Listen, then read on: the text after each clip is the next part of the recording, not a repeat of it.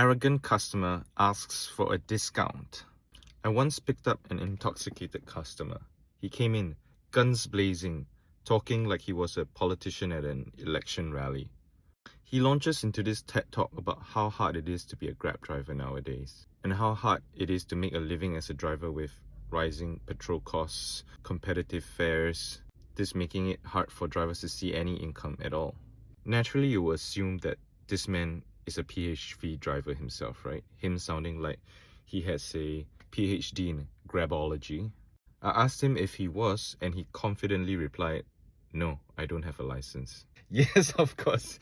Silly me, silly. So I inquired about how he sounded like he had so much experience being a Grab driver, a PHV driver. He starts telling me that he doesn't need to be a driver to understand the life of a driver. Right. See, I don't have to be a surgeon to understand heart surgery. Just vibes and confidence, and I can operate on anyone.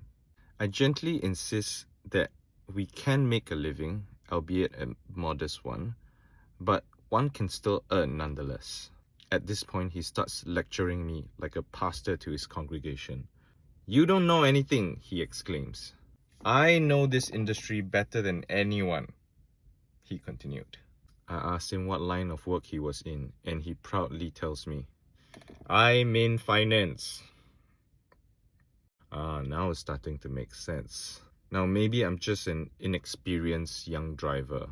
Or maybe I'm just too simple-minded to understand the complexities of being a PHV driver. I mean, what do I know about being a driver as compared to someone who doesn't even have a license? What do I know about the ins and outs of a driver? Just because I live it every day doesn't mean I know anything about it. Surely someone who has never stepped in my shoes knows my life more intimately than me. Surely our dear finance bro knows more about driving than actual drivers. I mean, to be fair, a lot of people speak as if they can run the country better than our politicians. So maybe it's not too far from the truth. Grab driver for Prime Minister 2029. He then goes on to complain about how riders are very stingy nowadays and do not tip. Now at this point, I smell a tip on the horizon. I'm like a tip shark circling the sinking lifeboat of his wallet. I feel better about his droning rhetoric, and I continue the rest of the conversation in a more patronizing tone. "All customers should give a $1 to $2 tip. I do it all the time," he exclaims. "I'm not so calculative. That small tip, it's small for me, but it's big for those drivers." Yes sir, you are absolutely right. I wish I met more customers like you every day. You are truly a blessing, sir. Everybody should be more like you.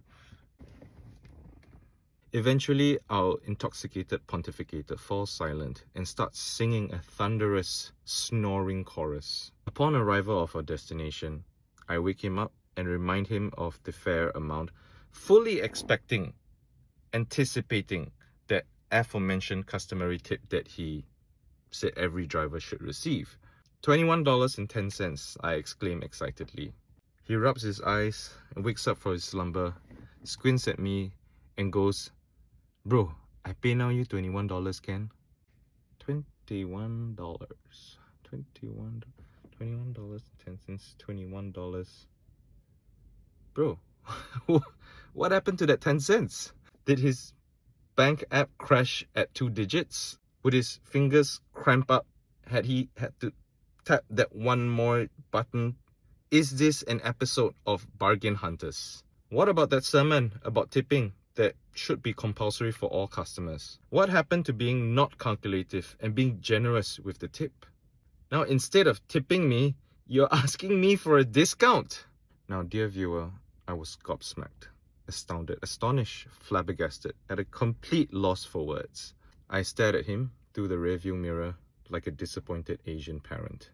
A few seconds pass and he finally realizes his folly. "Okay bro, $21.10, he conceded. How about the tip, sir? The one that you mentioned that all customers should give."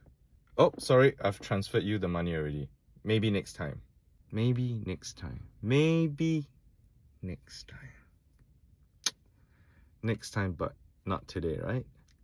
Not today.